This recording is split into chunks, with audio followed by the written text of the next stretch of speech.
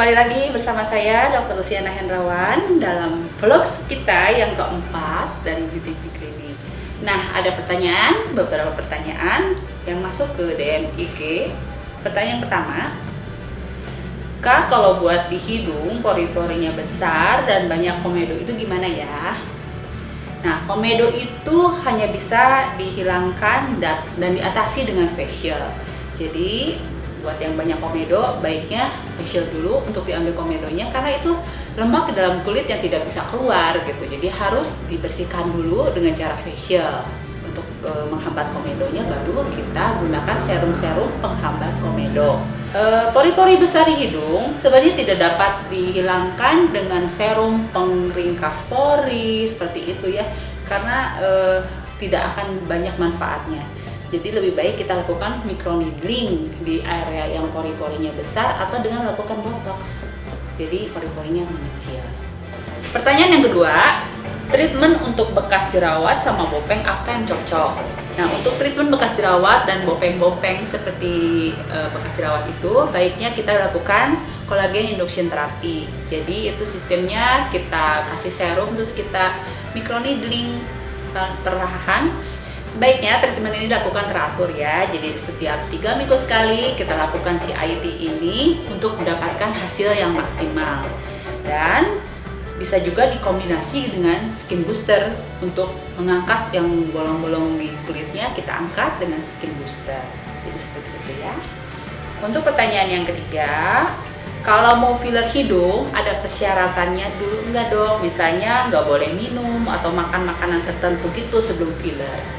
Jadi sebelum kita melakukan filler, kita hindari aja obat-obatan atau vitamin yang dapat mengencerkan darah seperti vitamin E, minyak ikan, ataupun aspirin, itu bisa mengencerkan darah. Jadi setelah dilakukan filler, pendarahannya itu tidak terlalu muncul banyak gitu. So far sih selama ini fine-fine aja ya, nggak ada yang terlalu berbahaya. Makanan apapun bisa dimakan sebelum melakukan filler. Dan setelah filler juga tidak ada pantangan makan, boleh bebas makan apa saja. Pertanyaan yang keempat akan bertanya tentang kerutan seputar mata di sini ya. Jadi kalau ketawa ada kerut, gitu. Di sininya daerahnya di sini kopong. Kerutan sekitar mata itu bisa di filler dan dikombinasi dengan botox. Misalnya kerut di pinggir mata ini kita lakukan botox, tapi kalau misalnya bagian bawah kulitnya itu kopong, volumenya kurang, volume loss namanya ya.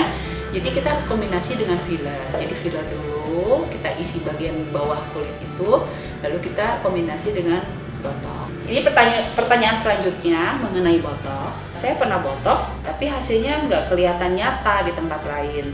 Apa obat botox itu berbeda-beda ya dok ya? Ya, merek botox itu beda-beda. Buatannya juga beda-beda.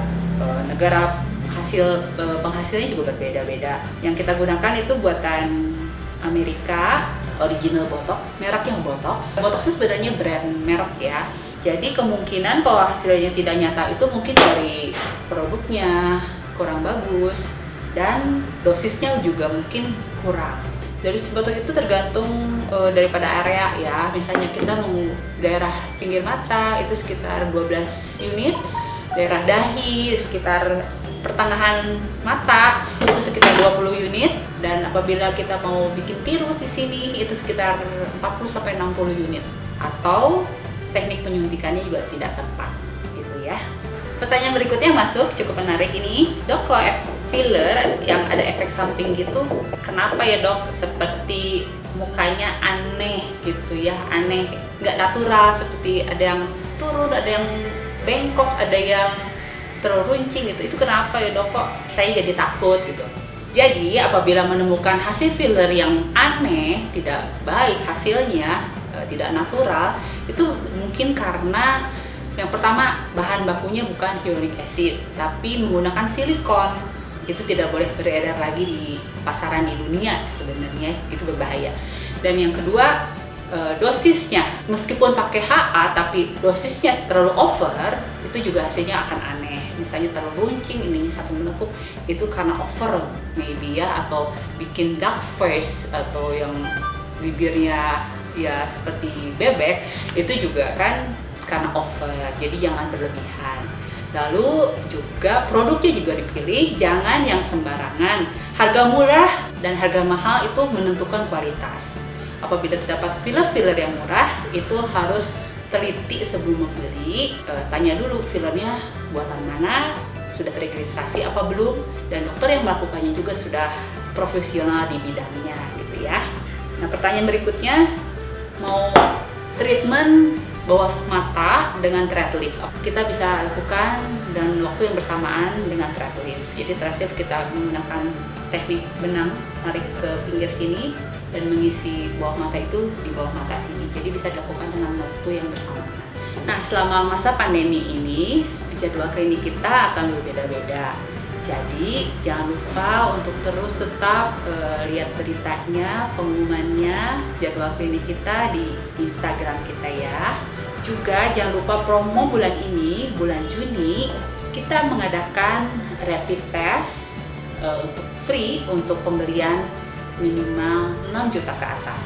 Untuk kalian yang mau melakukan rapid test mandiri, klinik kita menyediakannya dengan harga 300.000. Nah, selain promo rapid test yang tadi, ada satu lagi promo di bulan Juni ini yang lebih menarik lagi. Jangan lupa pantengin terus Instagram kita, nanti ada pengumuman di situ. Sekian vlog keempat dari BPP Klinik.